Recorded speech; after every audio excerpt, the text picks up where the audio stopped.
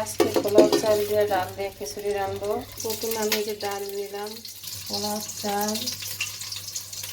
আলু, আদা রসুন, হলুদের গুঁড়ো, মরিচের গুঁড়ো, লবণ আর দারচিনি, এলাচ, আস্তে হয়েছি আবার গুঁড়ো।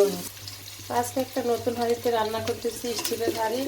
এই হাঁড়িটা আমি কিনেছি হলো না হলে 2 বছর হবে। আমি মায়া করে এটা রান্না করি না, যে নতুন হাঁড়ি এটার ভিতরে রান্না করলে আমার হাঁড়িটা নষ্ট হয়ে যাবে। তা আজকে পোলাও চাল খিচুড়ি মন চাচ্ছে, আজকে ঝড়ের দিন যে আজকে খিচুড়ি রান্না করবো এই হাঁড়িটাতে, এই জন্য হাঁড়িটা বসাইলাম। দেখতে থাকা। প্রথমে তো আমি ডালগুলো দিয়ে দিচ্ছি, ডালটা দিয়ে দিচ্ছি। আমি ডালটা একটু নাড়াচাড়া করে আমি একে একে মশলাগুলো দিয়ে দেবো। প্রথমে হলুদ দিয়ে দিলাম, ফোন দিয়ে দেবো স্বাদ মতন। স্টিলের পাতিলে সাবধানে রাঁধতে হয়, গলাতে ফুসফুস করতে আছে, কিছু মনে করবেন না কেউ। তারপরে আমি মশলাগুলো দিয়ে দিচ্ছি, আদা রসুন বাটা দিয়ে দিচ্ছি।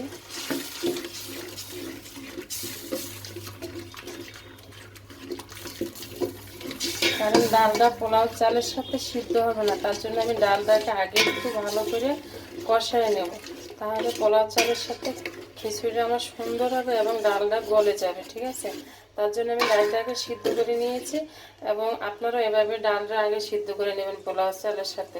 আর যদি প্রেশার কুকার দেন তাহলে তো কোনো কথাই না, প্রেশার কুকার দিলে সব কিছু একসাথে দিলে চাল আর ডাল মশলার মধ্যে ভাইজে তারপরে দিলে একসাথে প্রেশার কুকারে সিটি দিলে হয়ে যাবে।